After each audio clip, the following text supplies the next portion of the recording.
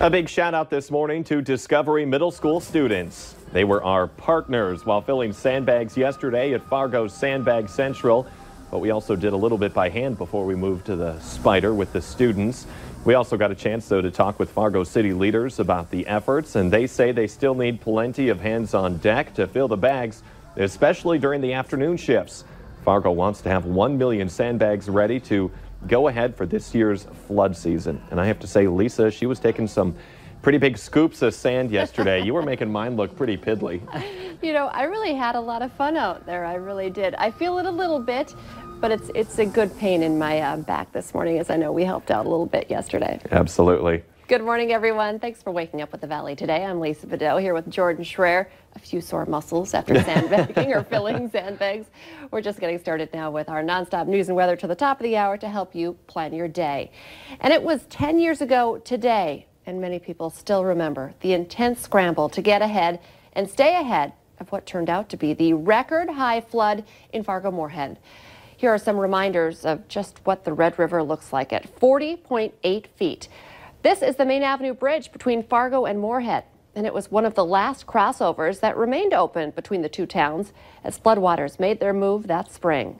You can see just how close the water was to the bottom of the bridge. And here's an aerial shot of the VA hospital in North Fargo taken by the U.S. Coast Guard as they were running surveillance over the flooded Red River Valley that year. A permanent flood wall, you see it halfway across your screen, is keeping the flood from swamping that North Fargo neighborhood. And just a few blocks from there, take a look at what some people were calling the Nightmare on Elm Street. This is the El Zagel Golf Course area, which is across the river from the Moorhead Country Club. In North Moorhead, as in so many other neighborhoods that year, floodwater was at the front doors of a lot of people's homes. People were running sump pumps and their own sandbag filling stations 24/7 to protect their property and that of their neighbors. Now, thank you to all of you who shared your memories of the historic flood of 2009. We couldn't get all of them on air, but we invite you to check them out. Just go to the Valley News Live Facebook page for a look back at the high water from 10 years ago today. Meanwhile, people in Cass County are being warned that if they have had to sandbag in the past, be prepared to do it again this year because there's a good chance of significant flooding.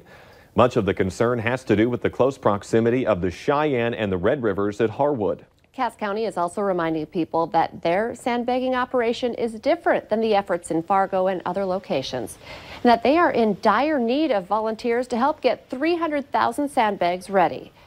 They're working out of the county shop at 1201 Main Avenue in West Fargo, 9 a.m. to 8 p.m. weekdays, 8 a.m. to 7 p.m. Saturday, and noon to 7 on Sunday through April 5th.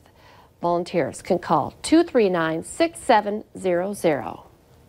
Sandbagging volunteers are also on the move in Moorhead. The city's operations opened yesterday, and they hope to fill around 15,000 bags a day. The goal for Moorhead is 150,000 sandbags, and they need 50 to 60 volunteers at any given time. The setup is located at the Public Schools Operations Center, 1313 30th Avenue South. You can sign up online or call 218-299-5300 to volunteer. It's now 8 minutes before 7. Let's get a check of that forecast to see if that's going to hurt or help this preparation time ahead of the flood.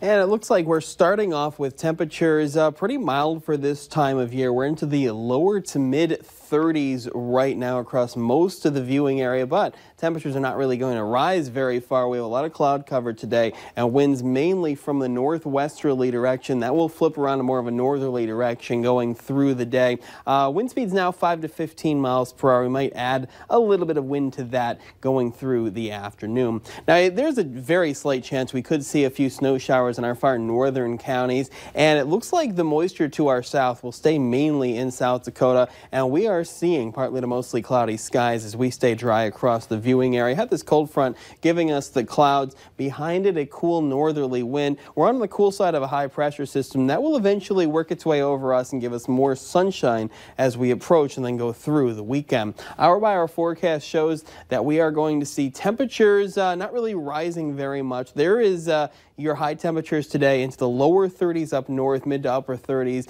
down south, as we'll keep a good amount of cloud cover through the this evening and during the overnight. Evening plans, temperatures into the mid to upper 20s with low temperatures into the upper teens and lower 20s. We could see a passing rain or snow shower for the day tomorrow. Otherwise, partly cloudy skies and temperatures a little warmer, and we should be into the upper 30s to near 40 degrees for your Friday.